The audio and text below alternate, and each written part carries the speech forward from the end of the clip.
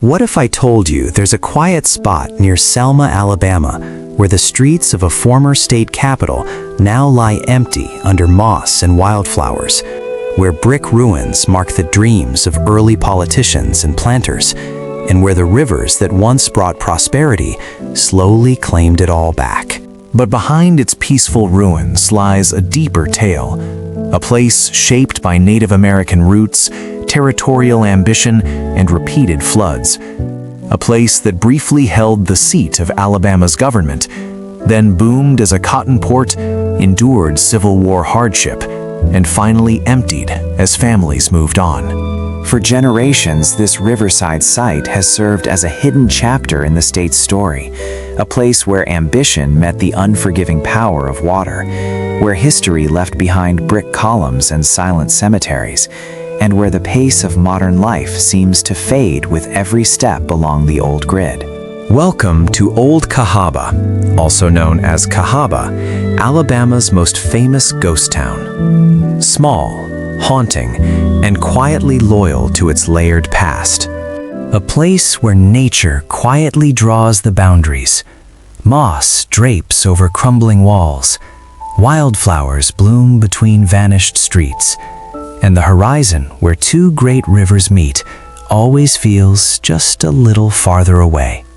This is the ghost town that locals rarely rush to advertise, because part of its magic is how gently it holds its silence. Old Cahawba, Alabama's most evocative forgotten capital, and the reason so many who discover it keep coming back. Geography that demands reflection. To understand Old Cahawba, you have to start with the land and water itself, or more accurately, the fertile floodplain left by two powerful rivers. The town sits at the confluence of the Cahawba and Alabama rivers, a strategic junction in Dallas County, about 8 miles from Selma. Early surveyors in 1819 carved the settlement out of wilderness, laying out streets in a neat grid amid rich black belt soil. That riverine location created one of the town's most dramatic realities: repeated flooding from the Alabama and Cahawba rivers.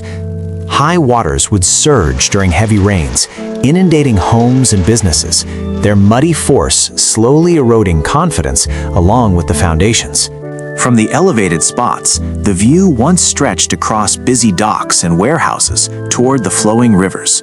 It was promising and ultimately challenging. But the site isn't just ruins and riverbanks. Tucked into the landscape lie visible remnants of a planned capital, old street lines, church foundations, and quiet cemeteries. Nearby, another layer appears. Evidence of much older habitation, including a possible Mississippian Indian village site that may date back centuries before European arrival. It's a reminder that despite the 19th century ambitions, parts of this ground feel almost timeless. But the geography does something else too. It creates solitude. Because unlike bustling historic districts, Old Cahawba has no bridge of constant tourism. To get here, you follow rural roads to 9518 Cahawba Road in Orville. A drive that takes you past farmland, long enough for the present to fade behind you. The site is open daily from 9 a.m. to 5 p.m., with a visitor center offering exhibits, maps, and interpretive signs. Either way, the journey does something important. It invites contemplation. Because reaching Old Cahawba requires a willingness to walk among ghosts of what once was. And maybe that's why the place feels different from more polished historic sites. In fact, some visitors say it's what a true southern ghost town should feel like, if it asked nothing but your quiet attention. Ruins carved by rivers and time. At Old Cahawba, the land doesn't slope gently away from the rivers. It meets them head-on. The remnants of grand homes and public buildings now stand as weathered brick columns and foundation outlines, their layered stories revealing Alabama's early years. From the trails, you can trace where streets once bustled with merchants and where paddle wheel steamboats once loaded cotton bales bound for Mobile. But the real journey begins when you wander the site. A network of walking and bicycle trails, bikes available at the visitor center, winds through the old grid, each path bringing the past closer. The breeze carries the scent of river and woods. Birdsong fills the quiet. And at places like the Crosheron Mansion site, only columns remain. A spot where, in 1865, Confederate General Nathan Bedford Forrest met Union General James Wilson to discuss prisoner exchanges near the end of the Civil War. Looking across the open spaces, the town feels both impossibly grand in memory and gently reclaimed by nature. Standing among the ruins is one of the site's most recognizable features today, the relocated St. Luke's Episcopal Church, returned to the grounds as a symbol of preservation. It has watched over the area for generations in spirit. But even the town wasn't immune to the power of the rivers. Severe floods in the 1820s and later years damaged structures and discouraged growth. By 1826, the state capital had already moved to Tuscaloosa for higher, safer ground. Cahawba continued as a prosperous river port and cotton center, but repeated inundations took their toll. After the Civil War, when the county seat shifted to Selma in 1866, the decline accelerated. Bricks from abandoned buildings were salvaged and floated downstream to build up Selma and other towns. By the early 1900s, Cahawba stood largely empty, a true ghost town. More than just structures disappeared. The site also held a Civil War prison known as Castle Morgan, where Union soldiers were held. Many later perished in the tragic Sultana steamboat explosion, one of the worst maritime disasters in American history. On calm days, visitors walk among the silent streets, reminders that this riverside location has never been easy to hold. And the landscape itself never stops changing. Each flood or heavy rain subtly shifts the soil. Vines climb higher. Nature quietly edits the scene, year after year. Yet in the golden light of late afternoon, when shadows lengthen across the ruins and wildflowers sway, the mood transforms. The trails feel more personal. The site grows even quieter, and the old capital glows softly, as if the river set aside this haunted stretch of history just for those willing to walk its paths and listen. Maritime echoes, lost ambitions, and the town's hidden trails. The story of Old Cahawba isn't written only in brick and mortar. It's written in rivers, floods, and the ambitions of early Alabama.